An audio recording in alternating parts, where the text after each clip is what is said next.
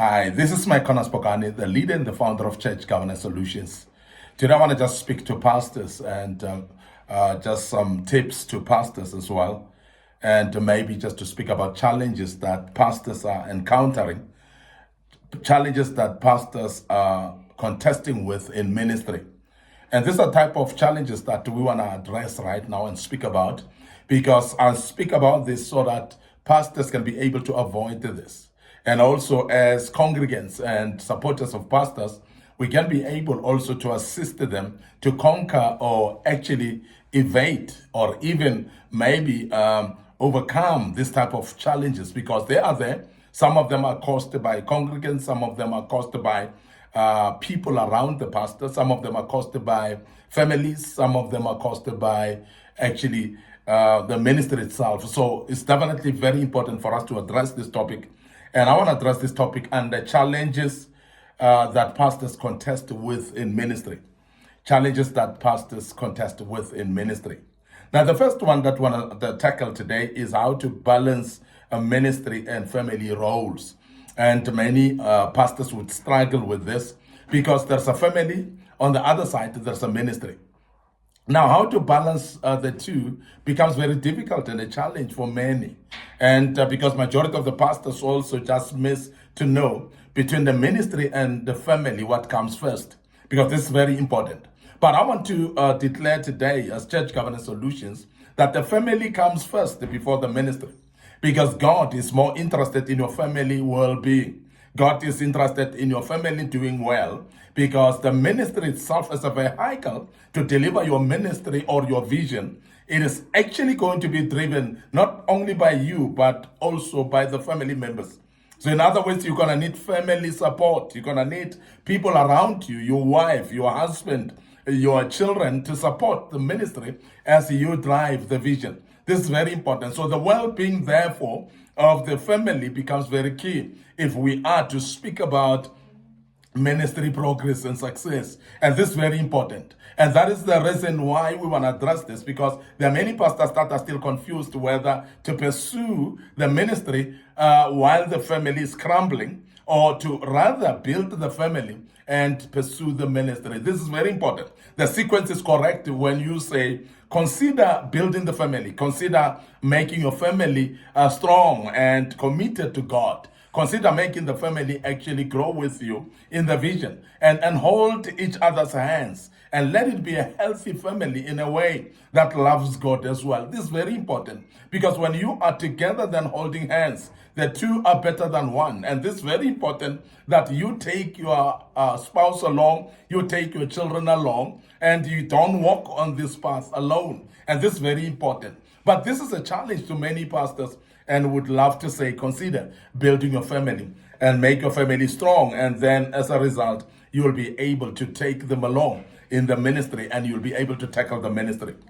The other challenge that is very common with pastors that we would love to address today is some have challenges to have wife or a husband support in the ministry. So where you find that the pastor is having a problem in the wife supporting the ministry. And we have seen ministries whereby even the pastor's wife is not part of the ministry. They are fellowshipping somewhere while the pastor is running a ministry here. We have seen on the other side as well, where we see lady pastors that are running ministries, but the husband is sitting at home. He's not supporting, he's not part of this ministry. And that becomes a serious challenge, because when you are not supported by your spouse, who will support you? Because your spouse should actually be your number one supporter in your vision.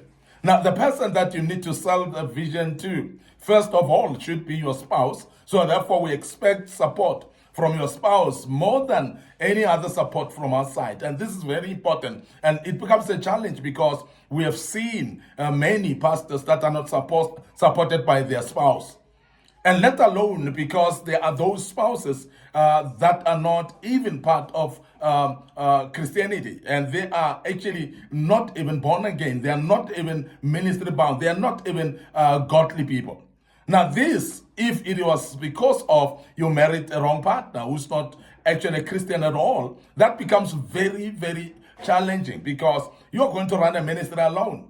You're going to walk the path alone without a partner or your spouse supporting you. So in the beginning, if we were to advise young men that are just about to marry as a minister, so go for somebody who believes in God, number one. Go for somebody who believes in your faith, number two. And make sure that it is somebody who will support your vision as well.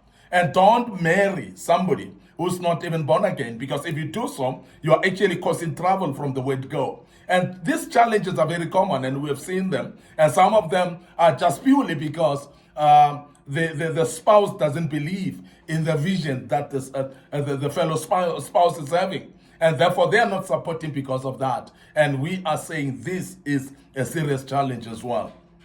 The other common challenge for pastors that they are facing in ministry is getting full support from own leaders. Getting full support from own leaders. The leaders that we're talking about are the same people that you have appointed to become elders in the church. We're speaking about the people that you have appointed to become assistant pastors or associate pastors in your church. These are the people that should be forming your leadership. We speak also about departmental leaders, people that have been allocated to lead departments in this church. Now, if these people are not pulling on the same direction, you're going to have a serious challenge as a pastor. And we have seen many pastors that are not supported by their own appointed leaders, appointed elders, people that they have appointed and ordained as the assistant pastors, but yet they're not supporting them. This becomes a very, very serious challenge. But I want the boldness from pastors to say, if you have appointed people and they don't support you, so please remove them from the position of leadership. Because if they are not supporting your ministry is going to be hamstrung. It is going to be constrained. It's going to be held back because you are trying to push, they are trying to pull you back. And that's something that you're not going to win, because majority of the minister or the leaders are actually ganging around the pastor. They're ganging around the vision itself. And they are plotting against it. And when they are plotting against you, it is very dangerous, because these are internal people within your own ministry, within your own church.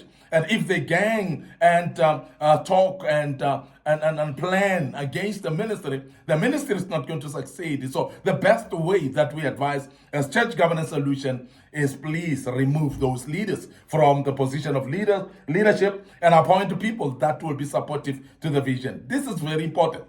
But many pastors are not bold enough, actually, to remove the people. But we want to urge you as Church Governance Solutions that remove them and appoint the right people that will support and submit under the vision. The other challenge that we have seen very common as well is difficulty to have congregants at a desired level of commitment. Difficulty to have the congregants or the church members to be at the desired level of commitment. And this is very difficult. It's something that normally it is actually should be seen by example, by you as a minister. It must be also exemplary from your own leadership that you have appointed. And when your leaders are committed, it is always slightly easier to make the members to follow, because they would see that the leaders are actually committed themselves. Now, a big constraint here is where your leadership are not committed themselves. Is where you yourself, you are not committed in your own vision. When you see you're not committed, or your own leadership are not committed, therefore don't expect the congregants to be committed as well. But it's difficult to actually get the members to be at the same level of commitment. Majority of them will be non-committed, warming benches in the church.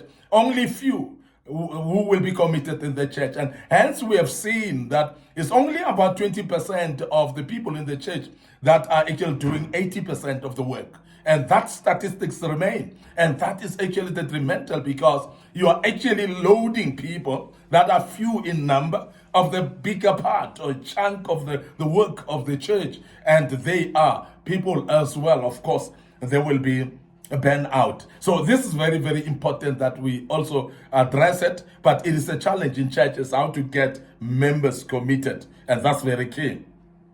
The other challenge that we've seen in many churches, and pastors are going through that struggle, is difficulty to have a healthy cash flow for proper running of the ministry. Now, many ministries are having a number of people, many. a lot of people. They're having crowds in those churches, but particularly those people that are just coming to home chairs, people that are not committed, as we have said earlier. Now, people that are not committed and they're not spiritually matured as well, they are not giving financially. They don't understand the need to give financially because they don't understand that the ministry needs money in order to progress. And we want to emphasize as Church Governance Solutions that when a church has got no enough cash flow, most of the activities in the church will not progress, and you will struggle actually in making the church successful, because if you want to buy a land, you will not be able to. You want to build the church structure, you will not be able to. You want to reach out to the poor outside in the sense of supporting them, you're not going to be able to. Your what we call your helps ministry will not be progressive. We're speaking about also evangelism as well. You want to go and evangelize out in the community, you need money. And if the church or congregants are not giving money, you are going to be constrained as well. And this is a challenge to many pastors, whereby they are leading crowds. They're having a lot of people, but those people don't give. Those people are stingy with finances, and therefore the church then get hamstrung as well, or constrained, because there's no enough money. No, lack of cash flow is actually stopping the ministry from progressing as well. That's a big challenge. Now, another challenge that we know is a problem for pastors that are facing in their churches is carrying burdens of majority while often having your own burdens as well. So whereby everybody's flocking to you for prayers, they're flocking to you for counseling, they're flocking to you for assistance and help, but yet the very same people are not carrying the burden of the vision. And that becomes problematic for many pastors because they become jack of all trades, but masters of none. And the members themselves are not participating in helping the pastor to relieve him or her of the burdens on their shoulders. Now, you are carrying burdens. You are carrying a lot of burden on your shoulders for the people in the church, and none of them is carrying burdens for you. So this is very important also that we address it by pastors that are firm and assertive and that are able to say no to no, because you cannot be used like a donkey while they themselves are not carrying the burden of the ministry. Somebody waking you up at 12 o'clock midnight, and they are themselves not part of the participation in the church. They are not committed enough. And it's high time that pastors stand firm and become assertive as well and say, I cannot be used. Because people use you while they themselves don't want to commit in a ministry. And it is very important to stand firm as a pastor and say no to no. And that's very important. We advise that as Church Governance Solutions. Now, finally, another challenge that we see generally with pastors contesting within ministry is having the sacrifice for all the members, even those who do not appreciate.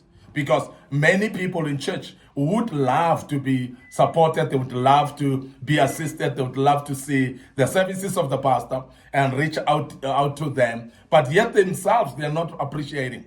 And this becomes a burden to ministers as well, to church pastors as well, because it's very important that you distinct the members that are in your church. And as I say, those that don't appreciate, so therefore, please make sure that you draw a line and you make really a line that you decide where to go and where not to go. And I've said earlier that people end up using you because they know that you're saying yes to everything. So please start to say no, start to consider looking at priorities. And if I was to advise you, take care mostly of the people that are taking care of the ministry, the people that are carrying the burden. Let them get priority from the pastor as assistance or services. So please, as a pastor, assist those people that are sacrificing for the ministry more than those that come and give you a ride. And I want to end up here today. Your host, Micornus Phokane. I'm the leader and the founder of Church Governance Solutions. And I hope that you'll learn out of this and you will be able to use this as a great tip for your life, and you will use it to conquer and to fight against those problems and challenges that you're meeting and become a better person soon as a pastor. Now, before we check out right now, I want to remind you of our social media platforms, our Facebook page, Church Governance Solutions, Micornus Phokane as well. So don't forget also our YouTube channel is under Young Men Empowerment Forum. We've got a TikTok account as well under Micornus Phokane. So please click a likes on those platforms. So click follow on those platforms as well. Make sure that you do click the notification buttons as well so that you're notified when we've posted a video of this kind. Don't forget to share those platform links to your loved ones, your family members, your friends, and everybody who is interested in listening to us, who may get help out of these teachings. And we believe that you'll join us tomorrow as we deal with another topic. May the good Lord bless you. Allow me to check out right now and say cheers for now.